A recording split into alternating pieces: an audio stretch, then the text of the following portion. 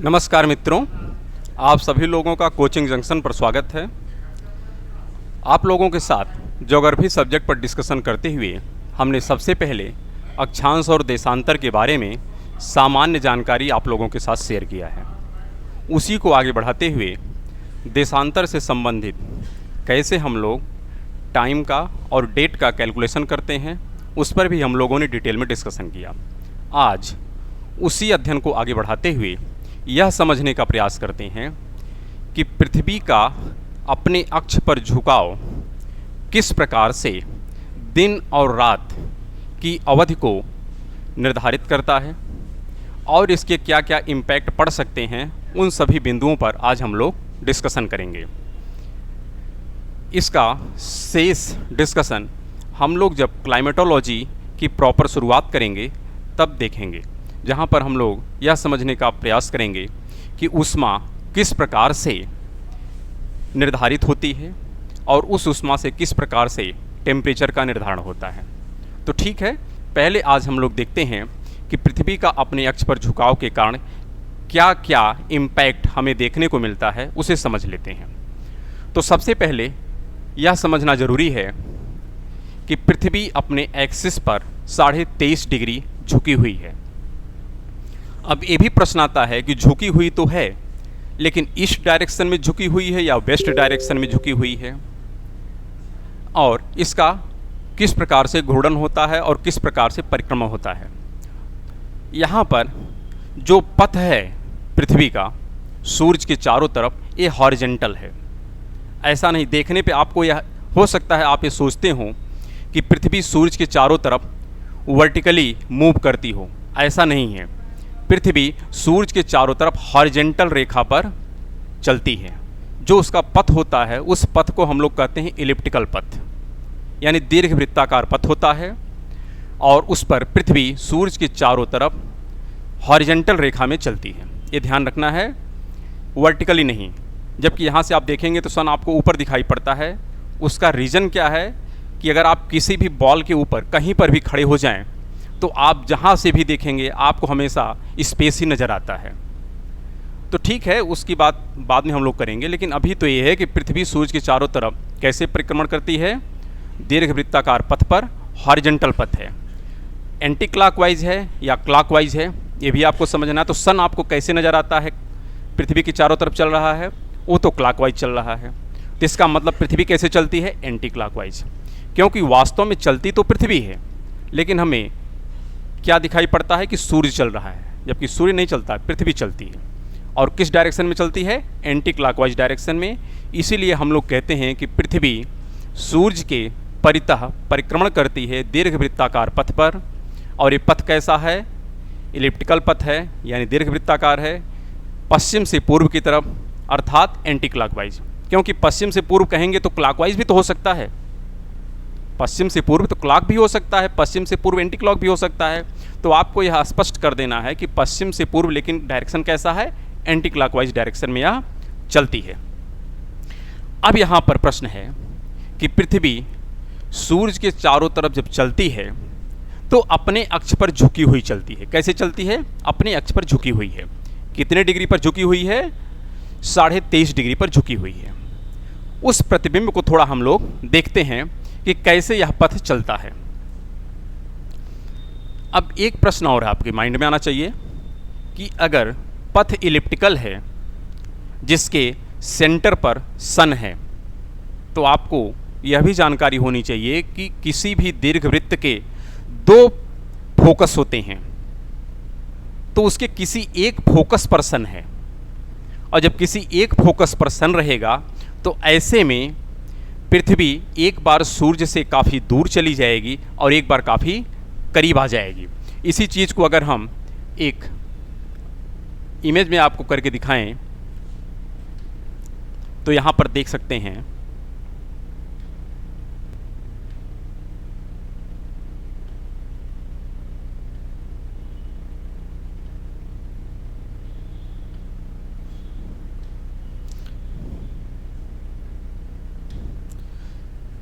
यहाँ पर पथ आपका कैसा रहेगा, इलिप्टिकल पथ रहेगा। और यदि आपने एक इलिप्टिकल शेप बनाया है तो इसके दो फोकस होते हैं, एक फोकस नहीं रहेगा, दो फोकस रहेगा, और इसके किसी एक फोकस पर सन है, दोनों फोकस पे नहीं रहेगा। सन तो एक ही है लेकिन पथ कैसा है, इलिप्टिकल है। तो अगर सपोज दैट सन यहाँ पर है और पृथ्वी इसके चारों तरफ अगर घूम रही है तो एक बार आप देखेंगे पृथ्वी सूर्य के काफ़ी करीब रहेगी और एक बार काफ़ी दूर चली जाएगी। ऐसा क्यों हो रहा है? क्योंकि यह शेप कैसा है, एलिप्टिकल शेप है, सर्कुलर शेप नहीं है। वैसे कोई भी जितने भी आपको स्पेस के हम कह सकते हैं किसी भी रूप में, चाहे वह स्टार हो, चाहे कोई प्लेनेट हो, चाहे कोई सैटेलाइट हो, जो भी हैं, जितने भी प्लेनेट आपको नज़र आएंगे या कोई भी मूविंग जो आपको ऑब्जेक्ट नज़र आएंगे स्पेस में, वो सब किस ऑर्बिट पे मूव करते हैं, एलिप्टिकल शेप पर मूव करते हैं। कोई दूसरा आपको वहाँ पर शेप नहीं मिलेगा और जनरली सब एंटी क्लॉकवाइज डायरेक्शन में ही मूव करते हैं। कुछ उसमें आपको मिलेंगे एक्सेप्शन, जैसे आपको देखेंगे वहाँ पर शुक्र मिल जाता है, तो उसकी बात हम लोग बाद में करेंगे। लेकिन पृथ्वी एंटी क्लॉकवाइज डायरेक्शन में चलती है और किस पथ पर चलती है, एलिप्टिकल शेप पर चलती है। यहाँ पर ध्यान देना है कि ये जो पथ आपको नज़र आ रहा है ये वर्टिकली नहीं बल्कि कैसा है, हॉरिजेंटल पथ है। और जब चलेगी तो एक बार सूरज के काफ़ी करीब हो जाएगी और एक बार काफ़ी दूर चली जाएगी। लेकिन पृथ्वी चलते समय अपने एक्सिस पर कितना घूमी हुई है, 23.5 डिग्री। तो अगर 23.5 डिग्री इसको ऐसे हम मूव करा दें, यहाँ पर भी रहेगा। तो आप अगर डायरेक्शन ड्रॉ करें, यहाँ पर नॉर्थ है, साउथ है, ईस्ट है और वेस्ट है, तो आप यहाँ पर देख सकते हैं पृथ्वी झुकी हुई तो है अपने एक्सिस पर, लेकिन अगर पूछ लिया जाए किस डायरेक्शन में झुकी हुई है, ईस्ट में या वेस्ट में, तो आपको तो स्पष्ट हो ही रहा होगा कि अगर झुकाव इस तरफ है तो यानी ईस्ट की तरफ झुकी हुई है। किधर झुकी हुई है, ईस्ट की तरफ झुकी हुई है। इसमें कोई दुविधा आपको नहीं होनी चाहिए। अब यहाँ पर यदि पृथ्वी अपने एक्सिस पर झुकी हुई है 23.5 डिग्री, तो यहाँ पर देख रहे हैं नॉर्थ है, यहाँ पर साउथ है, यहाँ पर नॉर्थ है और यहाँ पर साउथ है, यहाँ पर नॉर्थ है और यहाँ पर साउथ। ऐसे में आप देखिए इस स्थिति में पृथ्वी सूरज के काफ़ी करीब है, पृथ्वी सूरज के काफ़ी करीब है। और यह समय अगर हम देखें यहाँ पर, तो आप यहाँ पर बात कर सकते हैं, चारों अगर समय लिख दें तो यहाँ पर रहेगा मार्च, यहाँ पर आपका हो जाएगा, यहाँ पर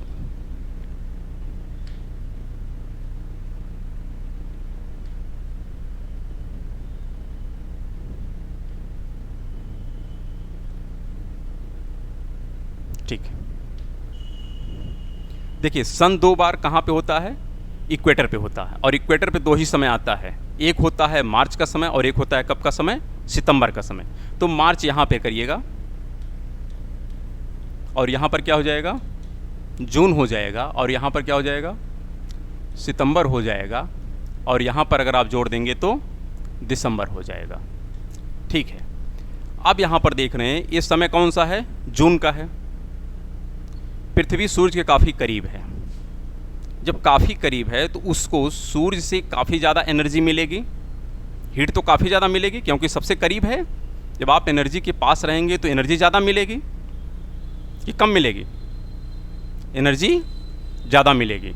देखिए यहाँ पर प्रश्न यहीं पे आता है, जब हम लोग ऊष्मा पे पढ़ेंगे, कि जब सूर्य पृथ्वी से काफ़ी नज़दीक होता है तो एनर्जी ज़्यादा मिलनी चाहिए, और जब दूर होता है तो एनर्जी कम मिलनी चाहिए। लेकिन यहाँ पर प्रश्न होता है कि जो पृथ्वी अपने अक्ष पर झुकी हुई है, उस झुकाव के कारण एक समय नॉर्थ पोल दूर हो जाएगा और एक समय पास हो जाएगा। जैसे यहाँ पर आप देख रहे हैं नॉर्थ पोल क्या है, एकदम दूर है, और यहाँ पर क्या है, नॉर्थ पोल एकदम पास है। तो जब नॉर्थ पोल दूर होगा तो इसका मतलब जो सन की एनर्जी है पृथ्वी तक पहुँच रही है, वो क्या है, नॉर्थ पोल पर कम पहुँचेगी कि ज़्यादा पहुँचेगी, कम पहुँचेगी। लेकिन कहाँ ज़्यादा पहुँचेगी, साउथ में। क्यों? क्योंकि साउथ पोल जो है उसके सम्मुख है। इसी को समझने के लिए एक छोटा सा यहाँ पर हम इमेज आपको बना के दिखा दे रहे हैं, और यदि आप इमेजिन कर सके तो इमेजिन कर लीजिए कि यहाँ पर अगर सपोज दैट सन है और पृथ्वी से कितनी दूर पर है, इनफाइनाइट डिस्टेंस पे है, यानी काफ़ी दूर पे है, और यहाँ पर पृथ्वी है। तो जब इनफाइनाइट से कोई रे आती है तो यह कैसे रहेगी, एक दूसरे के पैरेलल आती है। पास में अगर कोई लाइट आपके तरफ आती है तो उसमें एंगल बनते हुए नजर आएंगे, लेकिन जब इनफाइनाइट डिस्टेंस से आती है तो सब रे एक दूसरे के पैरेलल ही आती हैं, समानांतर आएंगी। और जब समानांतर आएंगी तो यह जो पार्ट इसके सम्मुख आएगा वहीं तक सिर्फ प्रकाश आपको नज़र आएगा, उसके बाद नज़र नहीं आएगा। क्यों? क्योंकि ये तो बैक चला जाएगा। तो यहाँ तक प्रकाश पहुँचेगा, इसके बाद प्रकाश नहीं पहुँचेगा। तो जहाँ तक प्रकाश पहुँचा यहाँ पर तो प्रकाश नज़र आएगा, यहाँ पर दिन हो जाएगा, और जहाँ पर प्रकाश नहीं पहुँचेगा वहाँ पर क्या हो जाएगा, रात हो जाएगी। तो ये जो लाइन है, इस लाइन को हम कहते हैं प्रकाश वृत्त। क्या कहते हैं? प्रकाश वृत्त, इल्यूमिनेशन सर्किल। यानी जो सन की रे है वह प्रकाश वृत्त तक ही जाती है। यानी कोई बॉल किसी लाइट के सामने जब रखेंगे तो बॉल का जो 50% पोर्शन है वहीं तक प्रकाश जाएगा, उसके बाद नहीं जाएगा। जहाँ तक प्रकाश जाता है वहाँ तक दिन, और जहाँ पे नहीं जाता वहाँ पे रात होती है। तो यहाँ पर पृथ्वी तो ऐसे है नहीं, पृथ्वी क्या है, थोड़ी झुकी हुई है। और कितना झुकी हुई है, 23.5 डिग्री। तो आप देखिए, यदि इस पर थोड़ा झुकाव हम कर दें तो प्रकाश तो यहीं तक जाएगा, शेष भाग पे प्रकाश जाएगा नहीं। और यदि पोल आप इसको बनाते हैं और ऐसे आप जब इस पे सारी अक्षांश रेखाएं ड्रॉ करते हैं तो ड्रॉ करने में होता क्या कि जो 66.5 डिग्री की रेखा है, कौन सी 66.5, चाहे वह आर्कटिक की हो चाहे वह अंटार्कटिक की हो, यह जैसे जो ऊपर वाला है यह आर्कटिक की है और नीचे वाली कौन सी है, यह अंटार्कटिक की है। तो आप देख रहे हैं यह जो आर्कटिक वाली रेखा है यह प्रकाश वृत्त के बाहर चली गई। कहाँ चली गई? प्रकाश वृत्त के बाहर। पृथ्वी को कितनों भी घुमाएंगे आप, पृथ्वी को कितनों भी घुमाएंगे यहाँ पर खड़ी करके, लेकिन इस 66.5 डिग्री के बियॉन्ड प्रकाश नहीं पहुँचेगा। क्यों? क्योंकि वो 50% पे ही तो प्रकाश पहुँचेगा, उसके बाद तो पहुँचेगा ही नहीं। लेकिन जो नीचे वाला पोल है यह पूरी तरीके से प्रकाश वृत्त के अंदर आ गया है। तो यहाँ पर पृथ्वी कितनों घूमे वहाँ पर हमेशा प्रकाश रहेगा। क्यों? ये पोर्शन तो इसके सामने ही है, तो प्रकाश तो यहाँ तक जाएगा ही जाएगा। तो पृथ्वी को अपने एक्सिस पे यदि आप घुमा रहे हैं तो जो आर्कटिक वाला सेक्शन है इस कंडीशन में वहाँ पर प्रकाश नहीं पहुँचेगा, लेकिन जो साउथ वाला पोर्शन है यहाँ पर प्रकाश पहुँचेगा। तो यहाँ पर केवल दिन ही दिन रहेगा और यहाँ पर क्या रहेगी, केवल रात ही रात हो जाएगी। लेकिन पृथ्वी हमेशा यहीं पे तो रहेगी नहीं, क्योंकि आप इसी को तो इमेजिन कर रहे हैं, यही तो है, कुछ और तो है नहीं। यानी आप ऐसे जब ड्रॉ किए तो प्रकाश यहाँ तक पहुँचा, इसके बाद तो पहुँचा ही नहीं। तो यहाँ पर आप देख रहे हैं इस वाले पोर्शन पे, यानी जो अंटार्कटिक वाली सर्किल है वहाँ पर प्रकाश पहुँच रहा है 24 आवर, लेकिन जो आर्कटिक वाला पोर्शन है यहाँ पर प्रकाश पहुँच ही नहीं रहा है, तो वहाँ पर अंधेरा ही अंधेरा चल रहा है। लेकिन पृथ्वी यहीं पर स्थिर नहीं है, पृथ्वी अपने पथ पर आगे भी बढ़ रही है, और जब आगे बढ़ते बढ़ते यहाँ पर आ जाएगी तो यहाँ की कंडीशन तो कुछ और हो गई। अब आप देखिए, इसी को जब आप ऐसे ड्रॉ करते हैं तो अब क्या हो जाएगा, नॉर्थ पोल सन के सम्मुख हो गया। अब यहाँ पर प्रकाश 24 आवर रहेगा, पृथ्वी को कितनों भी घुमाएंगे यह पोर्शन कभी भी प्रकाश वृत्त के बाहर नहीं जाएगा। लेकिन साउथ वाले को कुछ भी कर लें यह प्रकाश वृत्त के अंदर नहीं आने वाला है। तो यहाँ पर अब 24 घंटे यानी रात ही रात रहेगी, यहाँ पर दिन होगा ही नहीं। लेकिन यहाँ पर क्या है, दिन ही दिन रहेगा, रात होगी ही नहीं। लेकिन ऐसी कंडीशन ऐसा नहीं है कि 6 महीने तक ही चलता है। जनरली आप सुनते होंगे कि पोल पे 6 महीने का दिन 6 महीने की रात, ऐसा नहीं होता। सिर्फ एक डेट को होता है, बाकी दिन, क्योंकि जब एकदम एग्जैक्ट इसी पोजीशन पे रहेगी तभी तो होगा। लेकिन पृथ्वी कंटिन्यू मूव कर रही है, और जैसे ही थोड़ा सा आगे गई तो इधर का दिन थोड़ा सा कम हो जाएगा और इधर की रात थोड़ी सी कम हो जाएगी, यानी इधर भी दिन आ जाएगा और इधर भी थोड़ी सी रात आ जाएगी। बस ये रहेगा कि दिन का जो ड्यूरेशन है वह 24 के आसपास ही रहेगा, और यहाँ पर रात का ड्यूरेशन 24 के आसपास ही रहेगा। लेकिन एग्जैक्ट डेट जो होती है दिन की, यहाँ पर क्या है, 24 घंटे का दिन और यहाँ पर 24 घंटे की रात। लेकिन यहाँ पर देख रहे हैं क्या हो रहा है, 24 घंटे का यहाँ पर रात है और 24 घंटे का दिन है। लेकिन ये कब का स्थिति है, जब पृथ्वी सूरज के किसी एक तरफ होती है। अब यहाँ पर एक स्थिति ऐसी भी रहती है कि आप वैसे ग्लोब लेकर के इमेजिन करिएगा कि यदि ग्लोब के चारों तरफ पृथ्वी मूव कर रही है तो एक समय आप देखेंगे कि नॉर्थ पोल इसके तरफ रहेगा, साउथ पोल दूर रहेगा। लेकिन यही जब इस तरफ आ जाएगा, ऐसा नहीं है कि एक घूम रहा एक्सिस, अगर ऐसे आपने घूम मानते हैं झुका दिया तो एक्सिस नहीं है कि इधर आते आते आते आते इसका डायरेक्शन बदल जाएगा, नहीं, ये ऐसी ही झुकी रहेगी, ऐसे ही चारों तरफ ये मूव करेगी। ये एक्सिस में कोई अंतर होने वाला नहीं है। यहाँ पर है और यदि मान लेते हैं हम सन हैं तो इसके दोनों पोल से हमारी डिस्टेंस सेम रहेगी। और यदि यही सेम कंडीशन मेरे पीछे लेके चले जाएंगे तो भी दोनों पोल सेम स्थिति में रहेगा। लेकिन यदि इधर कर दिए तो साउथ हमारे पास और नॉर्थ हमसे दूर, इधर नॉर्थ हमारे पास, साउथ हमसे दूर हो गया। सेम कंडीशन यहाँ पर है। तो यहाँ पर देख रहे हैं कि दोनों पोल सन के क्या है, पास है, तो इसको कहते हैं यानी यहाँ पर विषुवत रेखा पर सूर्य लंबवत है। लेकिन यहाँ पर कहाँ पर रहेगा, कर्क पे या मकर पे। तो आप देख सकते हैं यहाँ पर साउथ वाला सूर्य के सम्मुख है। तो ऐसे में क्या हो जाएगा, मकर रेखा, कौन सी रेखा, मकर रेखा। यहाँ पर कर्क रेखा यानी 23.5 डिग्री। तो इसी इमेज को एक बार फिर से बना देते हैं क्योंकि यहाँ में काफ़ी ज़्यादा कॉम्प्लिकेशन हो गया है।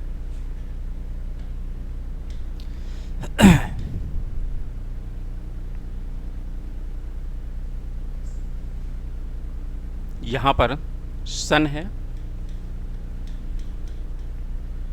यहाँ पर अर्थ है,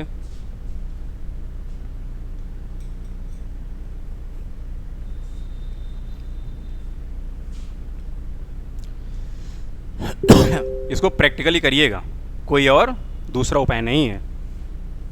यहाँ पर नॉर्थ है, यहाँ पर साउथ है, यहाँ पर नॉर्थ है, यहाँ पर साउथ। तो प्रकाश वृत्त तो समझ में आ गया होगा। साथ में एक सेकंड,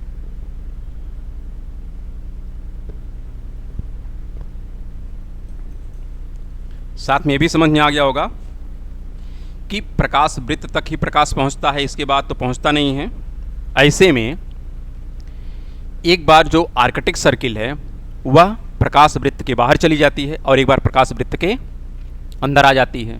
ये कब होगा, जब नॉर्थ पोल दूर रहेगा तो आर्कटिक सर्किल प्रकाश वृत्त के बाहर और अंटार्कटिक सर्किल प्रकाश वृत्त के अंदर।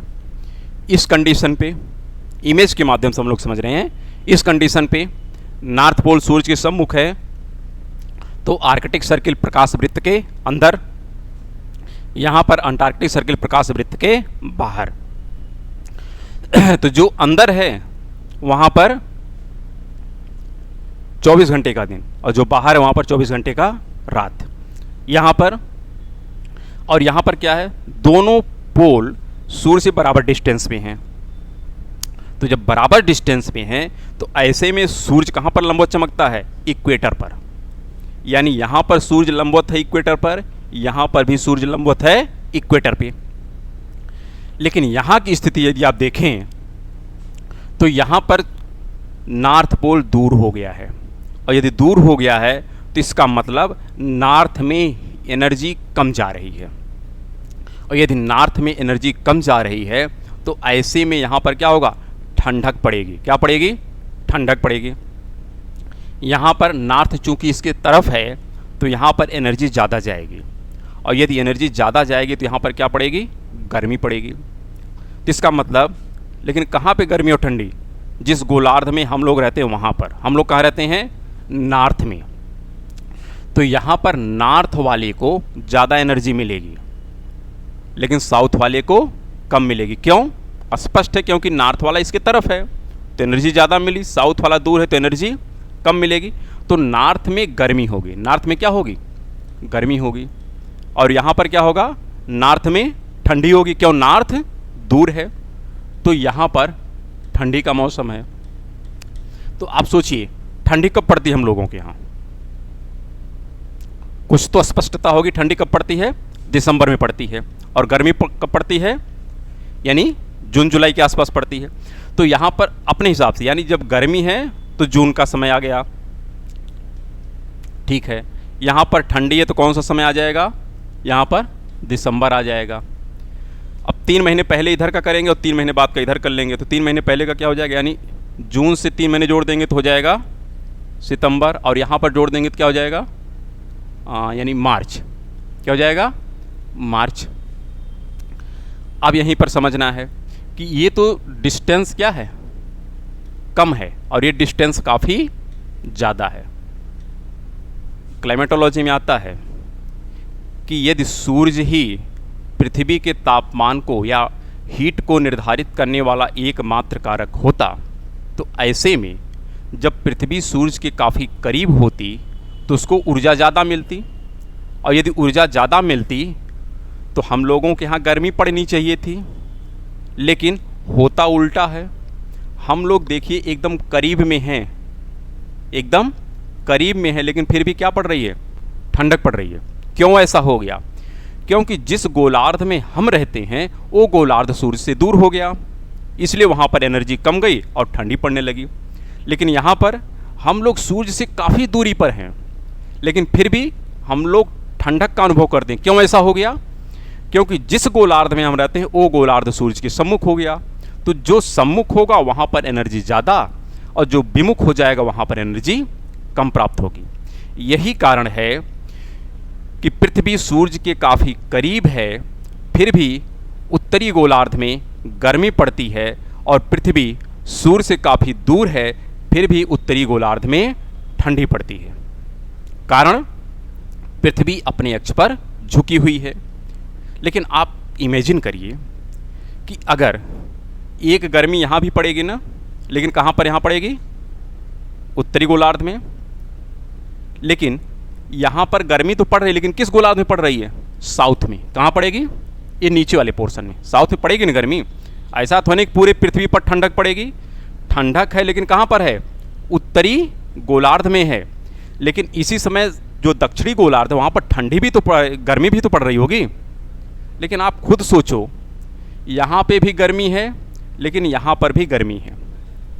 तो आपसे यदि पूछा जाए कि उत्तरी गोलार्ध की गर्मी ज़्यादा होती है या दक्षिणी गोलार्ध की गर्मी ज़्यादा होती है, तो आप क्या जवाब देंगे? गर्मी तो दोनों जगह पड़ेगी ना।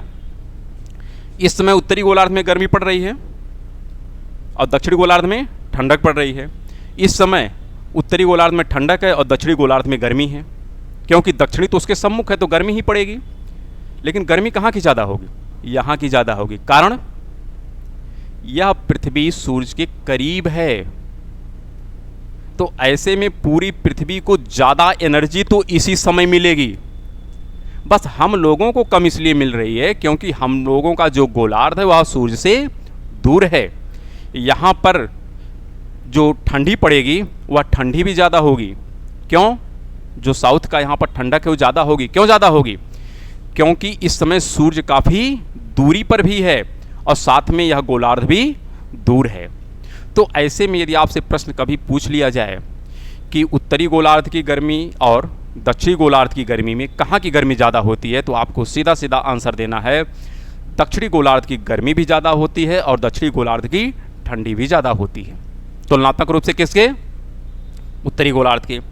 लेकिन यही सत्य आंसर नहीं है, क्योंकि भूगोल है।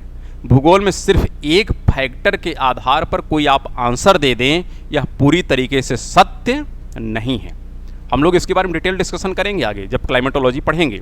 वहाँ पर ऊष्मा भी एक चैप्टर है, टेम्परेचर भी एक चैप्टर है, वहाँ पर इसके बारे में पूरा एनालिसिस किया जाएगा।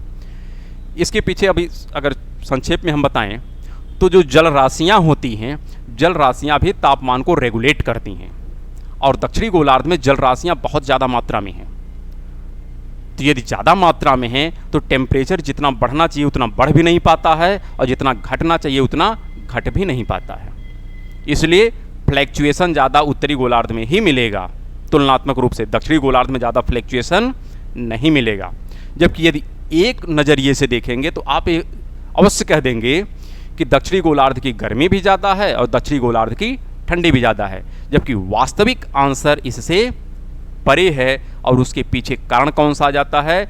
जल राशियों की वहाँ पर जो उपलब्धता है उसके आधार पर हम लोग कह सकते हैं। तो ठीक है, यानी एक समय हो गया जब सूरज पृथ्वी से काफ़ी समीप में है, और एक समय है वैसे सूरज तो समीप नहीं है, पृथ्वी समीप होती है, लेकिन हम लोग कहते हैं सूरज काफ़ी करीब आ गया है, सूरज अपने स्थान पे फिक्स है, हम ही लोग पास और दूर जाते रहते हैं।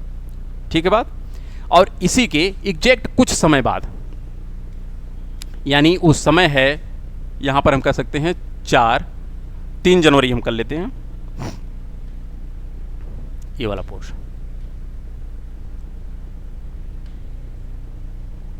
चलिए ठीक है, यहाँ पर लिख देते हैं हम 3 जनवरी का यहाँ पे कर देते हैं और यहाँ पर कर देते हैं 4 जुलाई। कौन सा कर देते हैं?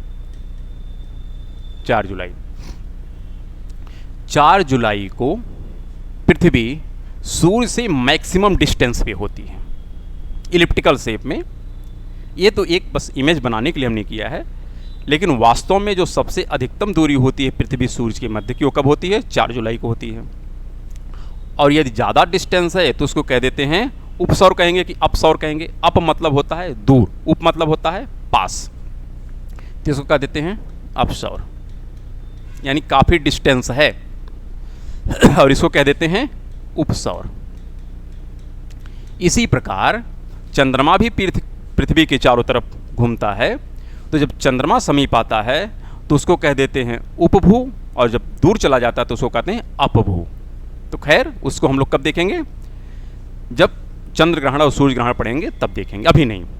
इसी को हम लोग कहते हैं अपहेलियन या पेरीहेलियन, क्योंकि हेलियन मतलब सन से यहाँ लिया गया है, तो एक होता अपहेलियन और एक होता है पेरीहेलियन। अपहेलियन इसका है और पेरीहेलियन इसका है। टर्मिनोलॉजी दोनों जानते रहिए, हिंदी और इंग्लिश। यदि आप हिंदी भाषी हैं तो, और यदि इंग्लिश भाषी हैं तो कोई दिक्कत नहीं, आप अंग्रेजी जानिए पर्याप्त है। क्योंकि हिंदी में आप देखते हैं कभी कभी इंग्लिश का ही बस केवल उसका लिपि देवनागरी कर देता है। टर्म इंग्लिश का है, लिपि देवनागरी, तो टर्म आवश्यक है जानना, इंग्लिश का भी और हिंदी का भी। ज़्यादातर आप देखते हैं जब हम वायुमंडल की बात करते हैं तो वहाँ पर आता है ट्रोपोस्फियर, स्ट्रेटोस्फियर, आयनोस्फियर, इन सबको सेम टू सेम हिंदी में भी लिख देता है, बस लिपि क्या कर देगा? देवनागरी। तो कन्फ्यूजन में पड़ जाएंगे, यानी उसका इंग्लिश वर्जन भी जानते रहिए, हिंदी में जानिए कोई बात नहीं है, और हिंदी तो जानना ही जानना यदि आप हिंदी भाषी हैं तो। इसलिए टर्म दोनों ध्यान रखिएगा। तो इसको कहते हैं अपहेलियन और इसको कहते हैं पेरीहेलियन। और ये जो दोनों स्थितियां हैं, ये स्थितियां क्या हैं? ये स्थिति है कि जब सन पृथ्वी के दोनों पोल से बराबर डिस्टेंस पे है, और ऐसी स्थिति 2 बार आती है। एक आप देखेंगे मार्च में और एक कब होती है? सितंबर में। ऐसे में दोनों गोलार्धों में बराबर दिन और रात होता है, चाहे वह पोल की तरफ हो चाहे वह कहीं पर भी हो। ऐसा नहीं पोल पे, वहाँ पे कुछ पोल पे भी सब कुछ सेम कंडीशन रहेगी। ऐसे कन्फ्यूजन में 6 महीने का दिन 6 महीने का रात, 6 महीने का दिन और रात कहाँ पे होगा?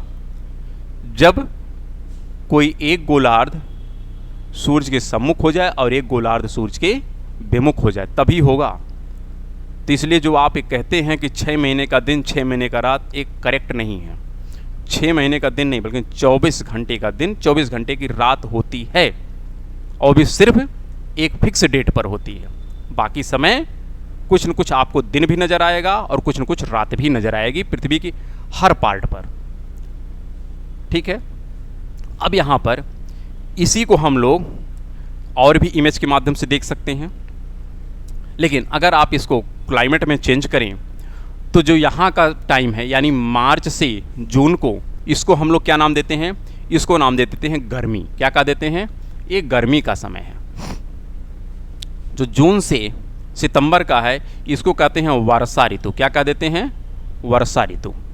जो यहाँ पर आप देख रहे हैं सितंबर से दिसंबर है, इसका नाम दे देते हैं मानसून का लौटना। क्या कह देते हैं? मानसून का लौटना। ये भी नाम याद रखिएगा, पूछा जाता है, ऐसा नहीं कोई पॉइंट यहाँ पर ऐसे बता दिया गया। एक एक टर्म आपको जानना है और यहाँ से प्रश्न पूछे गए हैं और पूछे भी जाएंगे। जो यहाँ पर दिसंबर से मार्च का समय होता है, इसको हम लोग कह देते हैं शीत ऋतु। क्या कह देते हैं? शीत ऋतु। 4 ऋतु हो गई ना, यानी गर्मी हो गई, वर्षा हो गई, यहाँ पर मानसून का लौटना और ठंडक हो गया। और यदि इसको सिर्फ 2 भाग में बांटना रहे तो यहाँ से ऐसे लाइन ड्रा करो, इधर का पूरा मौसम आप गर्म कर दो और इधर का पूरा मौसम आप ठंड कर दो। लेकिन वास्तव में गर्मी भी है, वर्षा भी है, मानसून का लौटना भी है और ठंडक भी है। यहाँ पर जो ये स्थिति आप देख रहे हैं, यहाँ पर नॉर्थ पोल दूर है, साउथ पोल पास है, और सूर्य जो लंबवत चमक रहा है यह कहाँ चमकेगा? मकर रेखा पर। जो गोलार्ध उसके सम्मुख रहेगा उसके 23.5 डिग्री पर यहाँ पर चमकेगा। और कौन सा इसके सम्मुख है? साउथ वाला। तो साउथ में कौन सी रेखा होती है? कर्क या मकर? मकर होती है। तो मकर पे लंबवत होगा। इस समय सूर्य कहाँ पर लंबवत होगा? मकर में होगा। और ऐसी स्थिति में दिन कहाँ का बड़ा होगा? नॉर्थ का कि साउथ का? साउथ का दिन बड़ा होगा। रात कहाँ की छोटी होगी? साउथ की। तो ये सब प्रश्न पूछे जाते हैं, आप बताइएगा। तो यहाँ पर सूर्य किस पे लंबवत है? मकर रेखा पर। तो यहाँ पर मकर रेखा पर जो लंबवत है, और यहाँ पर कर्क रेखा पर लंबवत है। तो आप बताइए, जब मकर रेखा पर लंबवत होगी तो उसको कहते हैं मकर संक्रांति। क्या कहते हैं? मकर संक्रांति। और जब कर्क रेखा पर लंबवत होती तो क्या कहते हैं? कर्क संक्रांति। लेकिन यहाँ पर जो इक्विनॉक्स की कंडीशन है, इक्विनॉक्स का मतलब जब सूर्य विषुवत रेखा पर लंबवत चमकता है तो 2 बार इक्विनॉक्स आया। तो यहाँ पर तो ऐसा कहेंगे नहीं कि मार्च वाला इक्विनॉक्स या सितंबर वाला इक्विनॉक्स, इसका कुछ प्रॉपर नाम भी होना चाहिए ना, इसका प्रॉपर नाम भी होना चाहिए। तो जो ऊपर वाला है, यहाँ जो है, यहाँ पे एक ऋतु आती है जिसका नाम है बसंत। क्या है? बसंत। तो इसलिए मार्च के समय ही हम लोगों के यहाँ सरसों मटर की खेती होती है, वो बसंत ऋतु कहलाती है। कौन सी ऋतु कहलाती है? बसंत ऋतु। तो मार्च वाला जो इक्विनॉक्स है इसको कह देते हैं बसंत इक्विनॉक्स। क्या कह देते हैं? बसंत इक्विनॉक्स। लेकिन जो सितंबर वाला है, यहीं से ठंडी की शुरुआत हो जाती है। किसकी शुरुआत हो जाती है? ठंडी की शुरुआत हो जाती है। तो इसको कह देते हैं शरद इक्विनॉक्स। क्या कह देते हैं? शरद इक्विनॉक्स। तो ठीक है, यानी चारों स्थितियां आपके सामने स्पष्ट हैं। आप इसे प्रॉपरली 1 बार 2 बार देखिएगा। इसी से संबंधित एक इमेज और है जिसको हम लोगों को देखना है, उसको भी देख लेते हैं। और फिर यदि कोई कन्फ्यूजन है तो उसको हम लोग फिर से देखने का प्रयास करेंगे। बस आप अपना सुझाव दीजिएगा। यहाँ पर अब हम पूरे ऑर्बिट को नहीं शो करेंगे, सिर्फ पृथ्वी को शो करेंगे और किसी को शो नहीं करेंगे। यहाँ पर अर्थ है, ये 23.5 ये नॉर्थ है और ये वाला है 23.5 साउथ है। ये आपका इक्वेटर है। सन यहाँ पर एक बार चमक रहा था, फिर जैसे जैसे पृथ्वी का नॉर्थ पोल सम्मुख आया तो यानी सन इधर मूव किया ना, सन यहाँ पर पहुँच गया, यहाँ पर अब लंबवत चमक रहा है। उसके बाद पृथ्वी फिर आगे बढ़ गई। आपको इस पिछले वाली इमेज में दिखा रहे थे। तो यानी फिर पृथ्वी, अरे सन यहाँ से यहाँ आ गया। सन नहीं आता बल्कि पृथ्वी आती है और सन अब फिर से यहाँ पे लंबवत चमक रहा है। सन फिर इधर आ जाता है, सन यहाँ पर लंबवत चमक रहा है ना, फिर ऐसे वापस जाता है। ये 4 स्थितियाँ हैं। यानी सन कर्क और मकर रेखा के बीच में ही लंबवत चमकता है, लेकिन ऐसे में विषुवत रेखा पर 2 बार पहुँचता है। तो आप सोचिए यह स्थिति क्या है? ये मार्च है, ये कौन सा है? ये जून है, यानी ये भी जून ही है, कुछ और नहीं है। इस सन के अनुसार हम करें, जब सन कहाँ पर रहेगा? उत्तरी गोलार्ध में रहेगा, कर्क रेखा पर रहेगा, तो जून का रहेगा। लेकिन फिर उसके बाद आ जाता है कहाँ पर, इक्वेटर पे आता है।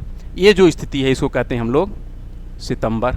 लेकिन फिर कहाँ जाता है, दक्षिणी गोलार्ध में आ जाता है, तो यहाँ पर हो जाता है दिसंबर। क्या हो जाएगा, दिसंबर। और ये भी दिसंबर ही है, कुछ और नहीं है, ये भी क्या है, दिसंबर।